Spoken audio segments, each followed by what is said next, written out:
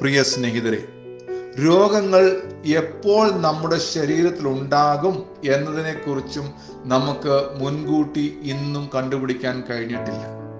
അപകടങ്ങളും അനർത്ഥങ്ങളും പതിയിരിക്കുന്ന ഈ ലോകത്തിൽ നാം ജീവിക്കുമ്പോൾ അവ എപ്പോൾ നമ്മെ കടന്നു പിടിക്കും എന്നുള്ളതും നമുക്ക് മുൻകൂട്ടി അറിയാൻ കഴിയുന്നില്ല. എന്നാൽ അപകടങ്ങൾ ഉണ്ടായതിനെക്കുറിച്ചും ഉണ്ടാകാനുള്ള സാധ്യതകളെക്കുറിച്ചും അപകടം ഉണ്ടായ ശേഷം ഉണ്ടാകുന്ന ഭവിഷ്യത്തുകളെക്കുറിച്ചും സാങ്കേതിക വിദ്യ, വൈദ്യശാസ്ത്രം, മറ്റിതര ശാസ്ത്ര മേഖലകളിൽ ഉള്ളവർ നടത്തിയ ഗവേഷണങ്ങൾ, പഠനങ്ങളിലൂടെ ഉരുത്തിരിഞ്ഞു വന്ന പല ആശയങ്ങൾ, പല മുന്നറിയിപ്പുകൾ പല മാധ്യമങ്ങളിലൂടെ നമുക്ക് ലഭ്യമാണ്.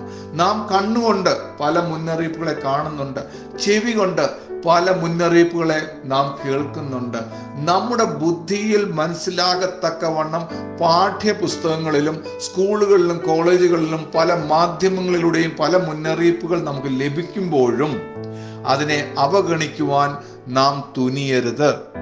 ചിലർക്കതൊരു വിനോദമാണ്, ചിലർക്കതൊരു ധൈര്യം കാണിക്കാനും എനിക്ക് ചില പ്രത്യേക കഴിവുകൾ ഉണ്ടെന്ന് കാണിക്കുവാനും ഒരു വിനോദത്തിനും മാന്യനാണെന്ന് തെളിയിക്കാനൊക്കെ ഈ മുന്നറിയിപ്പുകളെ അവഗണിക്കുന്നവരുണ്ട്. എങ്കിലും ഇന്ന് നമുക്ക് ഒരുമിച്ച് ചിന്തിക്കാം, ഞാൻ മുന്നറിയിപ്പുകളെ അവഗണിക്കുകയില്ല. സുരക്ഷിത മേഖലകളിൽ നിന്നുകൊണ്ട് തന്നെ ഞാൻ ജീവിക്കുകയും പ്രവർത്തിക്കുകയും ചെയ്യും.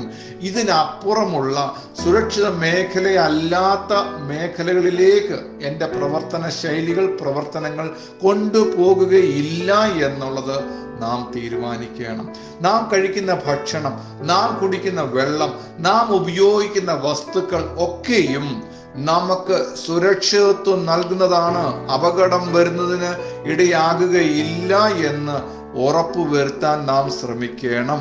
എന്ന് പറയുമ്പോൾ തന്നെ നമുക്ക് വ്യക്തമായിട്ട് അറിയാം, നമ്മുടെ അറിവിനും നമ്മുടെ നിയന്ത്രണത്തിനും നമുക്ക് പിടിച്ചു നിൽക്കുവാൻ കഴിയുന്നതിനും ഒരു പരിധിയുണ്ട്. ആ പരിധി വിട്ടുപോയാൽ നമ്മൾ അപകടത്തിൽ പെടുക തന്നെ ചെയ്യും. എന്നാൽ ദൈവം പറയുന്നു, ദൈവത്തിൻ്റെ രാജ്യവും അതിൻ്റെ നീതിയും മുന്നമേ അന്വേഷിപ്പീൻ എന്ന് പറയുന്നു. അതോടുകൂടി നിങ്ങൾക്ക് വേണ്ടിയതൊക്കെയും ഞാൻ തന്നുകൊള്ളാം എന്ന് ബൈബിളിൽ ഒരു വാക്യമുണ്ട്. എന്താണ് ദൈവത്തിൻ്റെ രാജ്യം മുന്നമേ അന്വേഷിക്കണം എന്ന് പറയുന്നത്? എന്താണ് ദൈവത്തിൻ്റെ നീതി മുന്നമേ അന്വേഷിക്കണം എന്ന് പറയുന്നത്?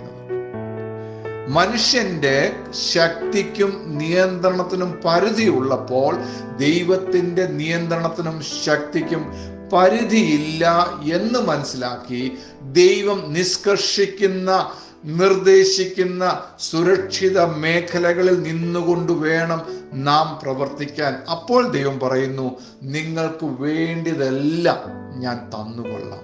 എന്താണ് ദൈവത്തിൻ്റെ രാജ്യം? ദൈവത്തിൻ്റെ രാജ്യം നീതിയുള്ളതാണ്. ദൈവത്തിൻ്റെ രാജ്യം നന്മയുടെ രാജ്യമാണ്. ദൈവത്തിൻ്റെ രാജ്യത്തിൽ തിന്മയില്ല എന്നുള്ളതും നാം അറിയണം.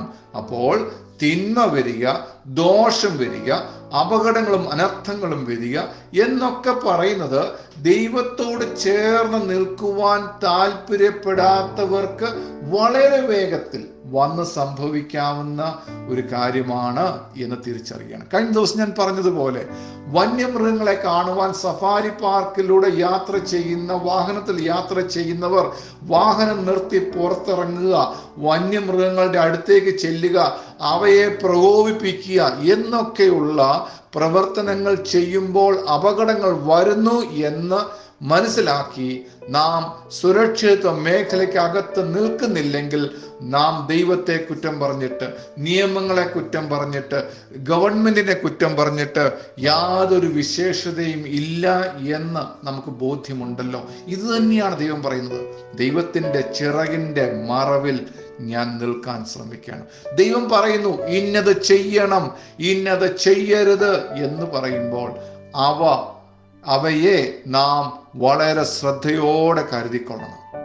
ദൈവം ചെയ്യരുതെന്ന് പറയുന്നതിനെ ചെയ്യരുത്, ചെയ്യരുതെന്ന് പറയുന്നതിനെ ചെയ്തേച്ച് എനിക്ക് അനർത്ഥം വരുമ്പോൾ അയ്യോ ദൈവമേ എന്നെ രക്ഷിക്കണമേ എന്ന് പറയുന്നതിനേക്കാൾ അഭികാമ്യമായിട്ടുള്ളത് ചെയ്യരുത് എന്ന് പറയുന്നത് ചെയ്യാതിരിക്കുക എന്നുള്ളതാണ്. ഇനിയും ചെയ്യണം എന്ന് പറയുന്നതും നാം ചെയ്യാതെ ഇരിക്കുന്നുവെങ്കിൽ അതും തെറ്റാണ്, ദൈവത്തിന്റെ നിയമം ലംഘിക്കുന്നതിന് തുല്യമാണ് എന്നുള്ളതും നാം അറിയണം. അതുകൊണ്ട് ഇന്ന് പകൽക്കാലം നമുക്കൊരു തീരുമാനമെടുക്കാം. എൻ്റെ ഈ ഭൂമിയിലെ ജീവിതത്തിൽ എനിക്ക് ലഭിക്കുന്ന എല്ലാ മുന്നറിയിപ്പുകളെയും സസൂക്ഷ്മം ഞാൻ ശ്രദ്ധിക്കുകയും അത് അനുസരിക്കുകയും ചെയ്യുവാൻ ഞാൻ തീരുമാനിക്കും.